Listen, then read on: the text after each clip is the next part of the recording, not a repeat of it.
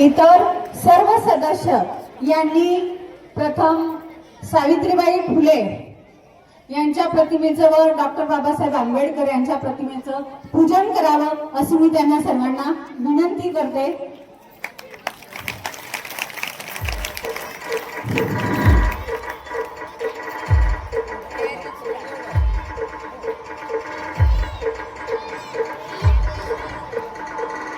बघा, आज 26 नोव्हेंबर संविधान दिन सुद्धा आहे। 75 वर्ष संविधानाला झालेले आहेत आणि संविधानाच्या शिल्पकार डॉक्टर बाबासाहेब आंबेडकर हे संविधानाचे शिल्पकार म्हणून घोषित आहेत आणि अमृत महोत्सव साजरा केला जात आहे। दीप लावूया ज्ञानाचा, प्रकाश पसरेल मानवतेचा, दीप लावूया ज्ञानाचा, प्रकाश पसरेल मानवतेचा, दीप लावूया श्रद्धेचा, प्रकाश पसरेल भक्तीचा, दीप लावूया सामर्थ्याचा, प्रकाश पसरेल विवेकाचा, दीप लावूया सामर्थ्याचा, प्रकाश पसरेल सामर्थ्याचा। अशा पद्धतीनं सर्व मान्यवरांच्या हस्ते दीप प्रज्वलन होत आहे।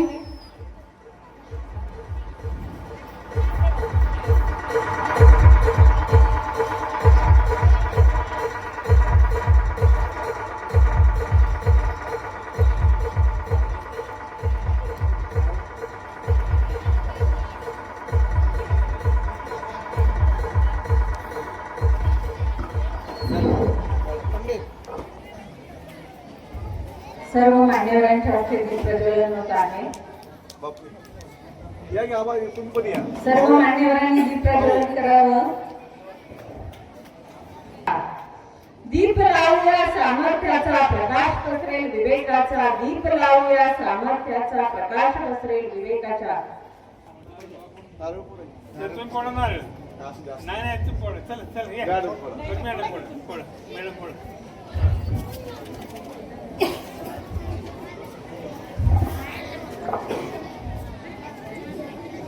फोटोंचं पूजन करत आहे बघा, पूजा चालू आहे।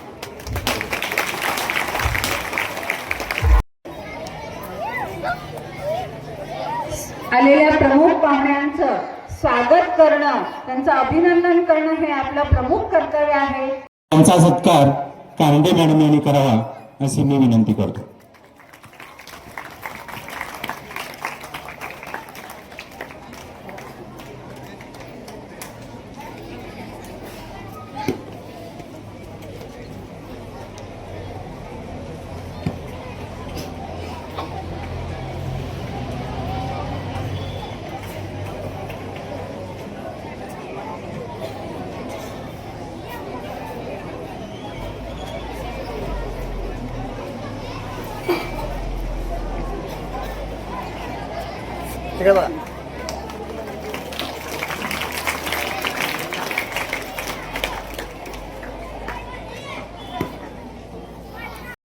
पुष्पमाला अर्पुनिया यांच्या गळा, सत्काराच्या पुष्पमाळा अर्पुनिया यांच्या गळा।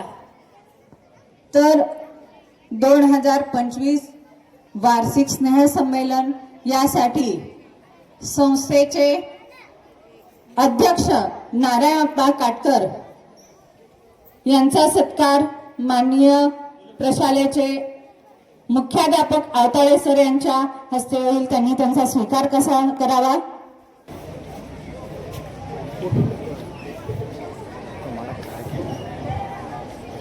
सर्वांनी टाळ्या वाजवायचे। एक,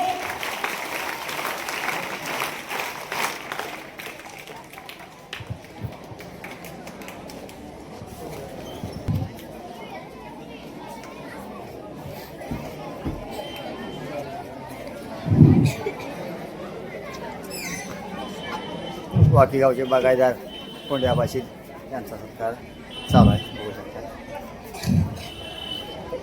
सर्वांनी टाळ्या वाजवते। एक,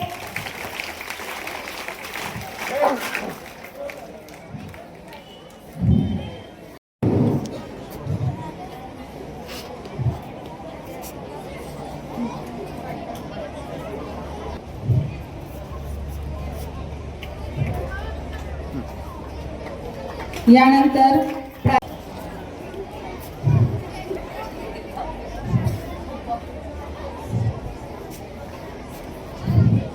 सर्वांनी टाळ्या वाजायचं. एक.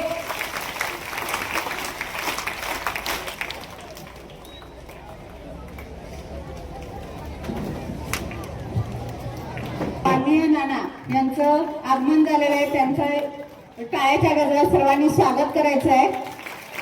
यानंतर संस्थेचे सचिव माननीय नाना.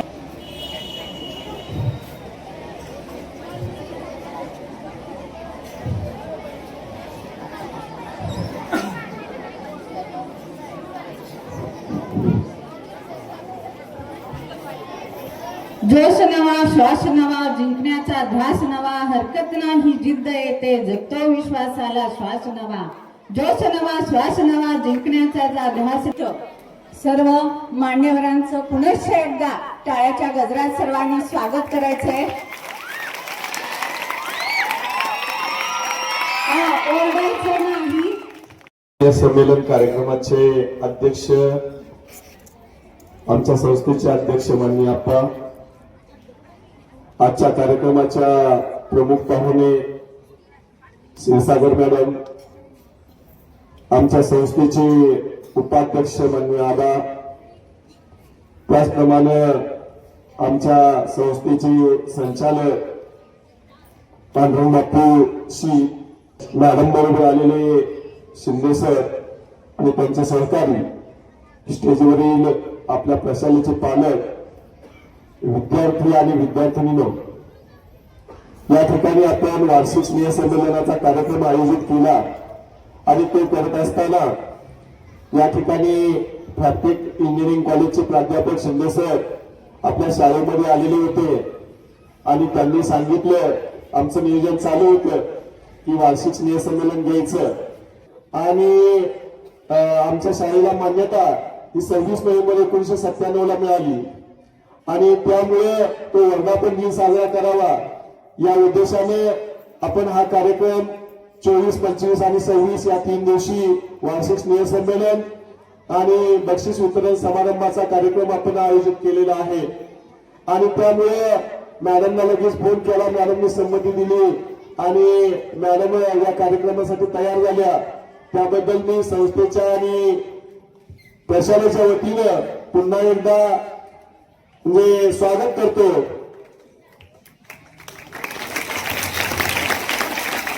त्याचप्रमाणे म्हणजे आपल्या शाळेमध्ये म्हणजे जसं 97 ला माध्यमिक शाळा सुरू झाली तशी 2008 ला प्राथमिक शाळा सुरू झाली आणि 2013 ला उच्च माध्यमिक विज्ञान शाखा सुरू झाली आणि त्यामुळे या ठिकाणी म्हणजे आम्ही संस्थेच्या सहकार्यानं शाळेची आणि विद्यार्थ्यांची प्रगती करत आहोत आणि त्यामुळे या ठिकाणी आजचा तिसरा जो योग आहे तो म्हणजे आज संविधान दिन आहे आणि त्यामुळे डॉक्टर बाबासाहेब आंबेडकर यांच्या प्रतिमेचं आपण पूजन केलेलं आहे आणि त्यामुळे आपल्या देशामध्ये किंवा जगामध्ये भारताचं संविधान हे श्रेष्ठ मानलं जातं आणि त्यामुळे त्या संविधानाचं आपण वाचन केलं पाहिजे. संविधानातील ज्या गोष्टी आहेत त्या आपण आत्मसात केल्या पाहिजेत आणि त्यामुळे या ठिकाणी संविधान दिनानिमित्त डॉक्टर बाबासाहेब आंबेडकर यांना मी वंदन करतो आणि त्या ठिकाणी आपल्या वार्षिक स्नेहसंमेलनामध्ये म्हणजे ज्या वेगवेगळ्या स्पर्धा घेतलेल्या होत्या त्या पाठीमागचा जो हेतू आहे तो म्हणजे विद्यार्थ्यांमध्ये सर्व जे कलागुण आहेत त्यांना वाव मिळावा आणि विद्यार्थ्यांची सर्वांगीण प्रगती व्हावी या उद्देशाने आपण या स्पर्धा घेतल्या आणि त्यामुळे आपल्या या विद्यामंदिर प्राथमिक, माध्यमिक आणि उच्च माध्यमिक विद्यालयाच्या वतीनं उपस्थित सर्वांचं मी स्वागत करतो आणि थांबतो. जय हिंद, जय महाराष्ट्र. बघा, आज खरंच दुहेरी योग साधून आलेला आहे. 26 नोव्हेंबर हा संविधान दिन, याला 75 वर्ष पूर्ण होत आहे आणि हा संविधान दिन साजरा करीत असताना अमृत महोत्सव खरं तर 2005 मध्ये PZ कोब्रा हे IPS अधिकारी होते आणि या IPS अधिकाऱ्याने नागपूरमध्ये पहिल्यांदा संविधान दिन घेण्याचा संकल्प केला. यानंतर प्रमुख पाहुण्या डॉक्टर सौ विद्याराणी क्षीरसागर, उपप्राचार्य फॅक्टरी इंजिनिअरिंग कॉलेज सांगोला यांचं मनोगत व्यक्त करतील, त्यांनी ती करावं असं मी त्यांना विनंती करते.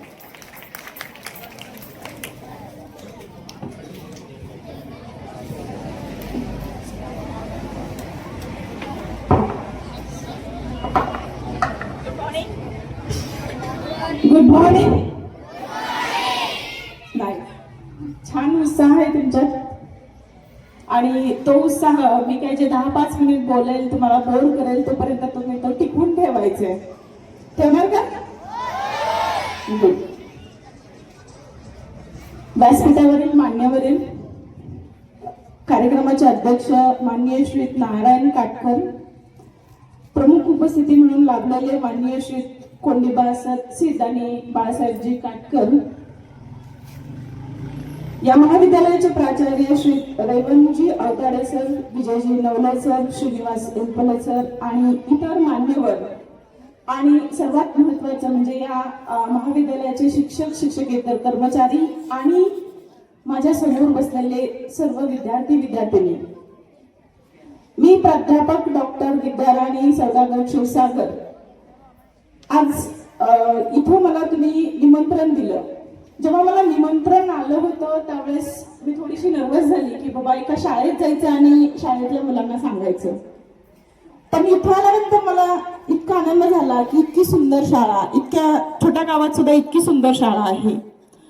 त्या संस्थापकांचं आणि इथल्या कर्मचाऱ्यांचं खरंच कौतुक करावं असं वाटतं की इतक्या चांगल्या प्रतीची शाळा फक्त बांधली नाही तर ती मेंटेन केली आहे. आणि मेंटेन केली आहे हे कशातून दिसतंय तर तुमच्या सर्वांच्या या उपस्थितीतून दिसतंय की या शाळेत प्रत्येक गोष्ट अगदी बारकाईने केली जाते आणि त्याचा पाठपुरावा केला जातो. हे सगळ्या छोट्या छोट्या ऍक्टिव्हिटीतून दिसतंय.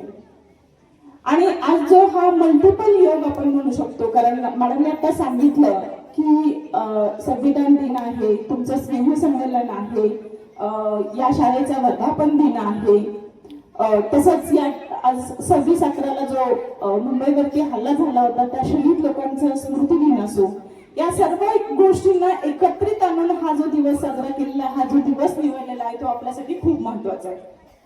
चिल्ल्या पल्ल्याने पण लक्ष द्यायचं, अजिबात बडबड करायची नाही. हाय, ठीक आहे. तर आपण एखादी गोष्ट करत असतो, आपण शिकतोय, शाळेमध्ये शिकतोय, तर शिकताना आपल्या डोक्यात एक हेतू असला पाहिजे, ज्याला आपण इंग्रजीमध्ये म्हणतो की पर्पज. जर आपला हेतू आपल्याला स्वतःला एकदम क्लिअर असेल, क्लिस्टर क्लिअर असेल, तर आपण त्या दृष्टीनं त्या दिशेनं वाटचाल करायला सुरुवात करतो. कोणाचा हेतू असेल की माझ्या आई बाबांची गरिबी संपवायची आणि म्हणून शिकायचे, काय शिकायचे माहित नाही. मोस्ट ऑफ द टाइम ह्या स्टेजला आपण काय शिकणार आहे आणि काय शिकल्यानंतर काय होऊ शकतं या गोष्टीची जाणीव फार कमी लोकांना असते. पण शिकायचंय, आणि पण शिकायचंय तर शिकायसाठी तुमचा हेतू तुमचा क्लिअर असणं गरजेचं आहे की मला काय करायचंय, कशासाठी शिकायचंय. जर हेतू क्लिअर असेल तर आपण आपोआपच त्या दृष्टीनं वाटचाल करायला सुरुवात करतो.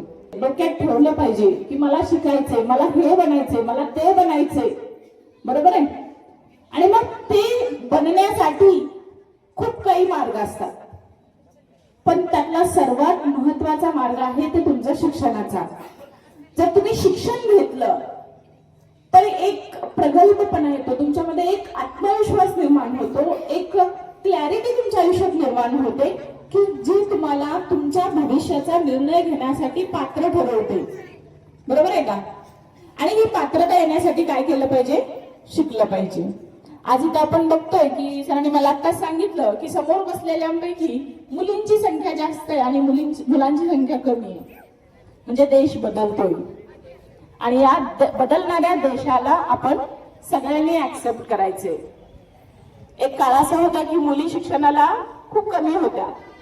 जो सावित्रीबाई फुलेंचा काळ होता त्या काळात मुली शिक्षण घेतच नव्हत्या. सावित्रीबाई फुलेंनी आपल्याला हा मार्ग निर्माण करून दिला.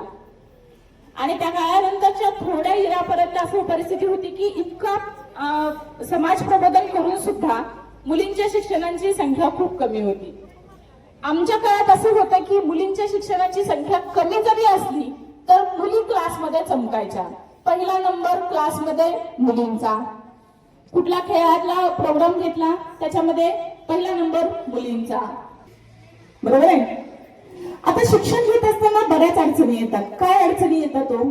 आता आपण तर सगळे खेड्यातच राहतो, बरोबर आहे. आणि आज हा कार्यक्रम झाला की उद्या कदाचित परीक्षा, 2 दिवसांनी परीक्षा चालू होणार आहे. मग डोक्यात विचार असतील तुमच्या की आज घरी जाऊन मला पटकन अभ्यासाला लागलं पाहिजे, तरच माझा पहिला नंबर येऊ शकतो किंवा तरच माझे सगळे विषय छान निघू शकतात. तुम्ही तुमच्या कामांना तुमची कारणं सांगू नका. तुमच्या कारणांना सांगा की मला हे काम आहे, मला असं करून चालणार नाही. आपण प्रत्येक वेळेला एखादी आवड, अभ्यास नको वाटतो, काम नको वाटतं, बरोबर आहे. आणि मग हे करत असताना आपण काय म्हणतो की काहीतरी पुढे आलं की म्हणतो नाही नाही हे काम आहे ना मला, त्यामुळे मी हे अभ्यास नाही करणार आहे. म्हणजे काय करतो, तुमचा जो पहिला हेतू आहे त्या हेतूला तुम्ही कारणं देताय, वेगवेगळी कारणं देताय, बरोबर आहे. तर ती कारणं न देता तुमच्या कारणांना सांगा, अरे बाबा तू बाजूला बस, मला इतकी सगळी कामं आहेत आणि ती मला पूर्ण करायचीच. मग मला झोप येत असेल, मला आई काम सांगत असेल, पाहुणे येत असतील, सगळ्या गोष्टी तुम्ही टाळू शकता. आईला मदत करणं महत्वाचंच आहे, तेवढं काम तुम्ही करू शकता. पण तुमचा हेतू काय आहे तर अभ्यासाकडे, अभ्यास पूर्ण करणं. आणि ही जर तुम्ही सवय या वयात लावली तर तुम्ही पुढे जाऊन खूप काही गोष्टी ऍक्सेप्ट करू शकता किंवा तुम्ही मिळवू शकता त्या. मग ह्या मिळवण्यासाठी तुम्हाला तुमचं उच्च शिक्षण पण तेवढंच महत्वाचं आहे.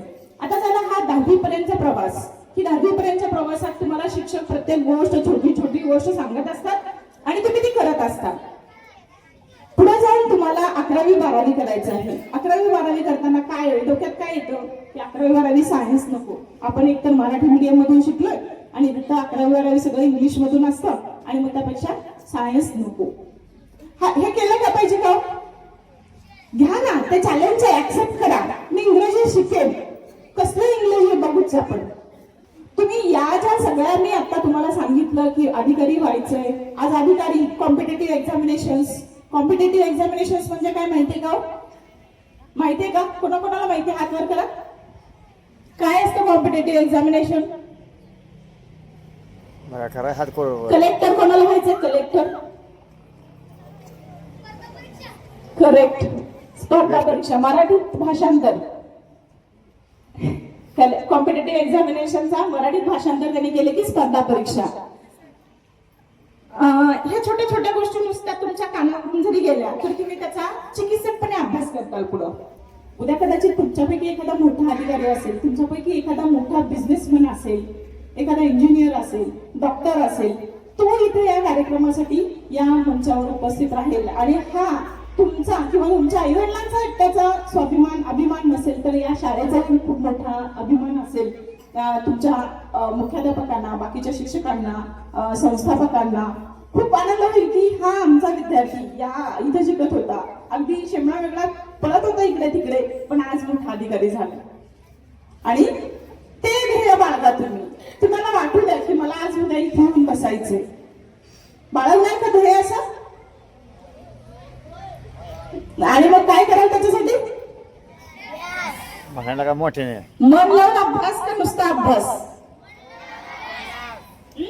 आणि मग तुमच्या कामाला काय सांगणार? तुमच्या कामांना काय सांगणार? कारण सांगणार. गुड. काय सांगणार मग? काय करणार मग? मोठ्याने मोठ्याने. मुलींना कळालेलं नाहीये का? काय करणार आहे? एकच विद्यार्थी फक्त सांगतोय मला. Very good. काय करणार आहे? तुमच्या कारणांना कामांची यादी देणार आहे बाबा. ठीक आहे. तर मी तुम्हा सर्वांना खूप खूप शुभेच्छा देते की जेणेकरून तुम्ही तुमचं छान भविष्य घडवावं आणि देशाचंही भविष्य घडवावं. आज या कार्यक्रमासाठी मला मान्यवरांनी निमंत्रित केलं आणि माझा सन्मान केला, त्याबद्दल मी त्यांचे धन्यवाद व्यक्त करते आणि इथं थांबते. धन्यवाद.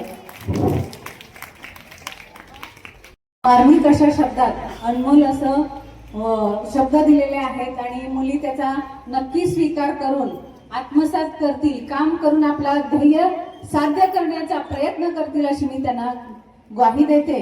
आणि खूप अशा मार्मिक शब्दात तुम्ही आपलं म्हणलं त्याबद्दल अभिनंदन.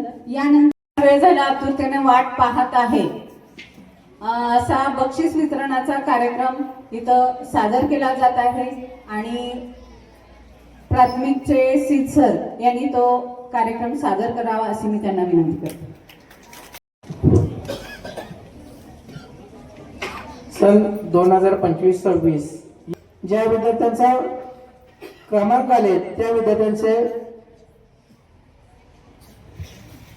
विद्यार्थ्यांना प्रमाणपत्र देऊन त्यांचं अभिनंदन करत आहोत. यासाठी प्रथम त्यांनी याचा प्रथम क्रमांक दिलेला आहे.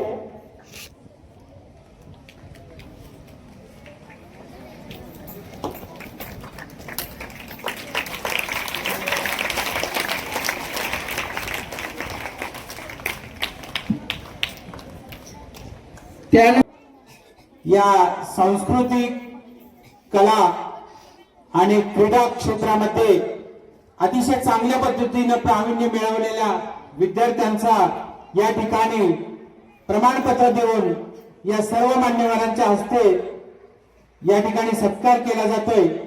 यामध्ये बाबर प्रथमेश रामचंद्र 7वी अ प्रथम क्रमांक खो खो प्रशालेचे मुख्याध्यापक आवताडे सर यांना आमंत्रित करतो.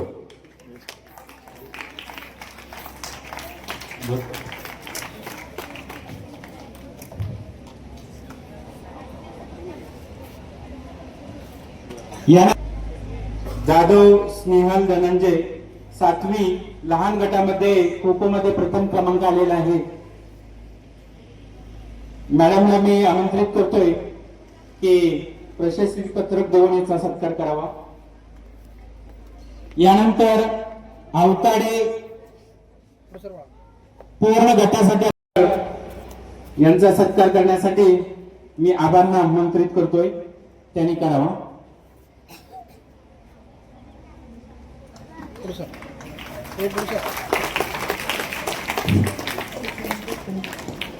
यानंतर रुक्माळ अंकिता बाळू. पुढचा सत्कार आहे मोहिते श्रेया सीताराम कबड्डी मोठा नगर गट पालकामधून प्रथम क्रमांक. पालक यांनी सत्कार द्यावा.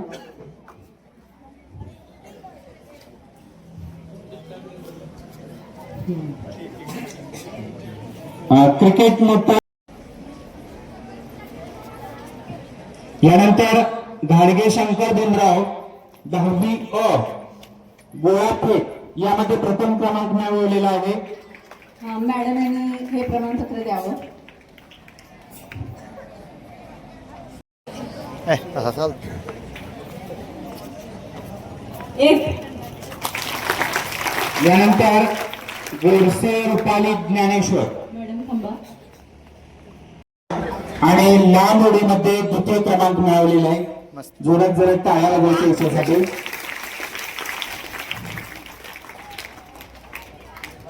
गोडसे कोमल ज्ञानेश्वर लगेच पुढे यायचंय.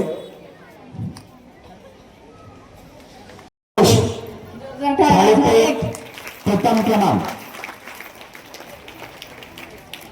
सूर्यसे सोहम वसंत बघा पुढे आपल्याच यायचं. वर्गातले मित्र आहेत, त्यांनी यश संपादन केले, त्याच्याबद्दल तुम्ही जोरदार टाळ्या वाजवल्या पाहिजे. प्रथम क्रमांक. जोरदार टाळ्या वाजवा. एक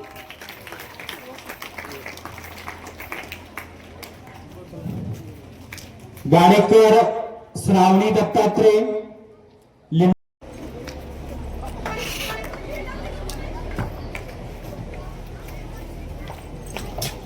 पुढचं नाव. यानंतर गेंड राजनंदिनी सयाजी पारंपरिक वेशभूषामध्ये हिने प्रथम क्रमांक पटकावलेला आहे. जोरदार टाळ्या वाजवायचे सर्वांसाठी जरा. पुढचं नाव. म्हणले समाधान दत्तात्रय कबड्डी प्रथम क्रमांक. इरकर सार्थक संतोष धावणे 200 मीटर यानंतर आदलिंगे सर. यामध्ये त्याने प्रथम क्रमांक पटकावलेला आहे.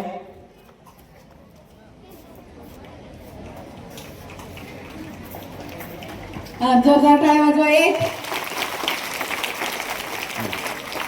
भुसे ईश्वर,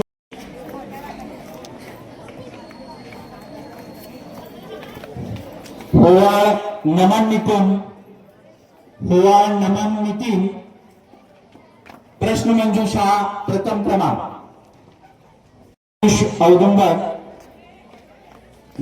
या सर्व प्रथम क्रमांक, द्वितीय क्रमांक आणि तृतीय क्रमांक विजेत्यांचं सर्वांचं अभिनंदन. तुमच्या मेहनतीला खरोखरच सलाम. शाळेचा अभिमान किंवा अभिमान वाढवण्यासाठी अतिशय चांगल्या पद्धतीने तुम्ही काम केलेलं आहे. सर्वांचं धन्यवाद. यानंतर राजा शिवछत्रपती आणि ज्यांच्यामुळं या माझ्या माता भगिनी मुली समोर दिसतात त्या सावित्रीबाई फुले आणि ज्यांच्यामुळं माझ्यासारखी गोरगरीब घरातली लेकरं शिकली ते आदरणीय सन्माननीय भारतीय राज्यघटनेचे शिल्पकार डॉक्टर बाबासाहेब आंबेडकर यांना वंदन करतो. आणि मी माझं 2 शब्द मनोगत चालू करतो. तसं पाहिलं तर वाकीगाव हे माझ्या शेजारचं गाव. या संस्थेची सुरुवात आदरणीय नानांनी मुलांना सगळ्यांनी सांगितलं अतिशय छोट्या छोट्या गोष्टीतून केली. संस्था खूप छोटी होती. कित्येक अडचणींचा सामना करून आज ही वास्तू दिसते. त्यामध्ये कितीतरी अडचणी आल्या. आता मुलांनी कितीतरी बक्षिसं घेतली. त्या विजेत्यांचं मी अभिनंदन करतो. पण खरी मजा त्या टाळ्या वाजवण्यामध्ये ती कुठंच नाही, लक्षात ठेवा. कारण आपला मित्र आणि आपली मैत्रीण ज्यावेळी बक्षीस घेते त्यावेळी सगळ्यात आनंद हा आपल्याला होत असतो. सर आवताडे सर, खूप तुम्ही स्पर्धा घेतल्या. मित्रांनो, खूप आपली गावं खूप छोटीशी आहे. यामध्ये रिले, यामध्ये हस्ताक्षर अशा स्पर्धा फक्त आपण ऐकायचो. रिलेमध्ये काय असतं आपल्याला माहीतच नसायचं. पण सर तुम्ही या स्पर्धा घेतल्या त्याबद्दल तुमचं सुद्धा अभिनंदन. पलीकड कॉलेजची पोर आहेत त्यांना वाटतंय आमच्यासाठी काहीच नाही. मुली पण आहेत त्यांना पण वाटतंय आमच्यासाठी पण काहीच नाही. हे छोटे छोटे पोर आहेत ते तर म्हणते आम्ही फक्त उन्हातच बसलोय. पलीकड स्टाफ बसलाय सचिन सारखा माझा मित्र, तो तर म्हणणार काय चालू आहे आम्हाला काय कळेना झालंय. मित्रांनो, गॅदरिंगचं वातावरण आहे, तुमच्यात पण जोश आहे. थोडा म्हटलं आपण पण जोश आणावं म्हणून मी 1-2 मिनिटाची फक्त कविता घेतोय. तुमच्या आमच्या सगळ्यांच्या आवडीचा विषय म्हणजे प्रेम. बरोबर आहे की नाही आवडीचा? अशाच एक प्रेमावरची कविता. नामदेव तर इथं समोरच आहे, त्याच्यामध्ये तर सगळ्यात जोश असतो. तसा नामदेव तुम्हाला आम्हाला सगळ्यांना माहिती आहे. तुमच्याच गावचा गारगार विकणारा पोरगा, पण स्वतःच्या कलेवरती आज पालकमंत्र्यापासून मुख्यमंत्र्यापर्यंत पहिला पत्रकार कोण असेल तर आमचा नामदेव गारेगारवाला. बरोबर आहे का? नामदेव मित्रांनो, आतापर्यंत तुम्ही फक्त ऐकलं असेल मित्र असते, मैत्रीण असते, मैत्रिणीचं लग्न जमतं, मैत्रिणीचं लग्न चालू असतं आणि तिथं तो प्रियकर पोचतो. ही स्टोरी तर तुम्हाला माहितीच आहे. बरोबर आहे का? मित्र मैत्रीण असतात, मैत्रिणीचं लग्न जमतं आणि तिथं हा प्रियकर पोचतो. या कथा जुना झाल्या मित्रांनो. काळ बदलला सगळ्यांनी सांगितलं आणि जनरेशन उलटी झाली. आता मात्र उलट झालंय. मुलाचं लग्न जमतं, व्यवस्थित आहे का? इथं काय होतंय, मुलाचं लग्न जमतं आणि मुलगी तिथं त्या लग्न मंडपामध्ये पोचते. बघा सारांश काय आहे, मुलाचं लग्न जमतं, दोघं प्रियकर आणि प्रियसी असतात आणि त्या मुलगी लग्न मंडपामध्ये जमताय आणि त्याच्या संबंधित माझी कविता आहे. आता बघा, कविते 1 मिनिटामध्ये मी संपवतोय आणि माझ्या कवितेला मी स्टार्ट करतोय. जर आवडलं तर सगळ्यात शेवटी टाळ्या द्या मित्रांनो. मैत्रीण त्या मित्राच्या लग्नामध्ये पोचते. कवितेला सुरुवात करतोय. काय सटवाईच्या मनात आलं, काय सटवाईच्या मनात आलं की तिने असा हिशोब काढला. काय सटवाईच्या मनात आलं की तिने असा हिशोब काढला, या बानूचा लाडू त्या माणसाच्या ताटात वाढला. काय सटवाईच्या मनात आलं की तिने असा हिशोब काढला, या बानूचा लाडू त्या माणसाच्या ताटात वाढला. पोटातली कळ जरा दाबून धरली.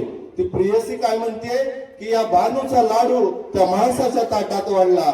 आणि प्रियसी म्हणते पोटातली कळ जरा दाबून धरली, एक साडी ठासून नेसली. आता प्रियकराच्या लग्नाला जायचंय, थोडं ताकद तर बांधली पाहिजे, म्हणून प्रेयसी काय म्हणते, पोटातली कळ जरा दाबून धरली, एक साडी ठासून नेसली आणि मुलींचं आवडतं. जितकं शक्य होईल तितकं मेकअप चेहऱ्यावर फासलं, जितकं शक्य होईल तेवढं मेकअप चेहऱ्यावर फासलं. तुम्हाला माहिती आहे किती मेकअप लागतं ते, ठीक आहे.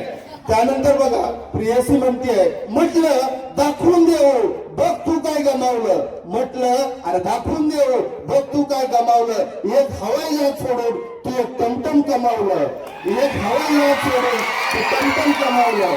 मी मानलेली बहीण आणि तूच मात्र याची जानू आहे. तो जरा हसला. प्रियसी अशी म्हटली की मी याची वर्गमैत्रीण आणि तूच याची जानू आहे. मग तो जरा हसला. त्याला पर्याय नव्हता, मांडवात बाशिंग बांधलेला आहे बायको शेजारी. मग तो जरा हसला, तिचा हात हातात घेतला बायकोचा. तो जरा हसला, तिचा हात हातात घेतला. एक काटाच रे माझ्या मनात रुतला. प्रियसी काय म्हणते, तिनं त्याचा हात हातात धरला त्याच्या बायकोचा. मग रे माझ्या मनात काटाच रुतला, मग रे माझ्या मनात काटाच रुतला. वेळ मारून नेण्यासाठी आता काय तर केलं पाहिजे. वेळ मारून नेण्यासाठी मला विचारतो, वेळ मारून नेण्यासाठी तो मला विचारतो, ही कशी आहे, ही कशी आहे, म्हणजे बायको कशी आहे, चांगली दिसते का, हे कोणाला विचारतोय, प्रियसीला. बघा, वेळ मारून नेण्यासाठी मला विचारतो ही कशी आहे. मग प्रियसी हळूच उत्तर देतो, तुझ्यासारख्या गोल कपासाठी ही योग्य बशी आहे, तुझ्यासारख्या योग्य कपासाठी ही मात्र योग्य बशी आहे. धन्यवाद, आभारी आहे. खरंच शिंदे सर, तुम्ही आमच्या विद्यार्थ्यांमध्ये जोश निर्माण केला. मैत्री कशी असावी.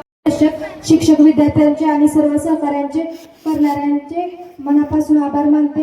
आजचा दिवस आमच्यासाठी अत्यंत महत्त्वाचा आहे आणि या दिवशी एकत्र येऊन आनंद साजरा करण्यासाठी आपल्या सर्वांचा सहभाग खूप महत्त्वाचा आहे. आजचा कार्यक्रम यशस्वी पार पडला. यांचे सर्व श्रेय आमच्या विद्यार्थ्यांच्या कष्टांना, त्यांच्या परिश्रमांना आणि त्यातल्या समर्पणाला जावे. त्याचप्रमाणे आमच्या प्रिय शिक्षक वर्गांचे आभार, कारण त्यांच्या मार्गदर्शनामुळेच विद्यार्थ्यांना आपला सर्वोत्तम सादर केला.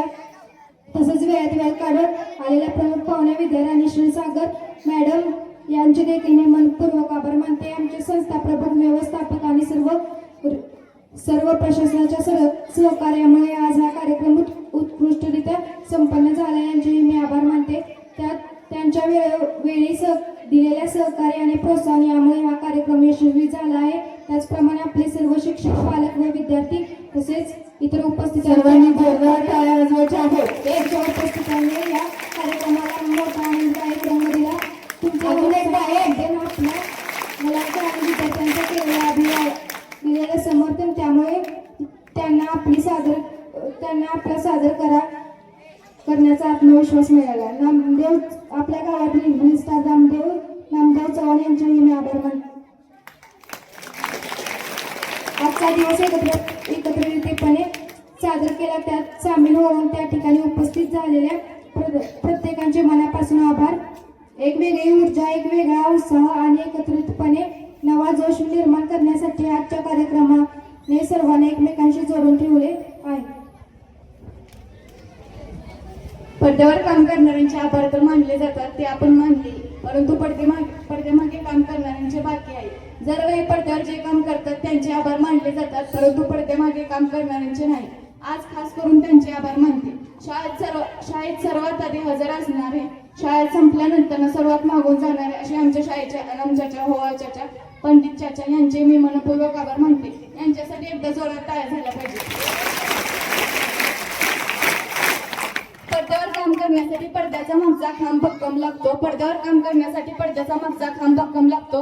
तो भक्कम खांब आम्हाला या 3 चाचांच्या स्वरूपात भेटला आहे.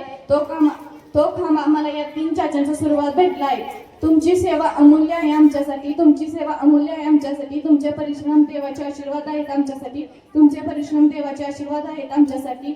जरी ते पडद्यावर येत नसतील तरी त्यांच्याकडे पडद्यावर सर्वांना आणण्याची ताकद आहे. सर्वांना पडद्यावर आणण्याची ताकद आहे. मी पुन्हा एकदा त्यांचे मनपूर्वक आभार मानते व अध्यक्ष सर्वांच्या वतीने हा कार्यक्रम संपला असे जाहीर करते.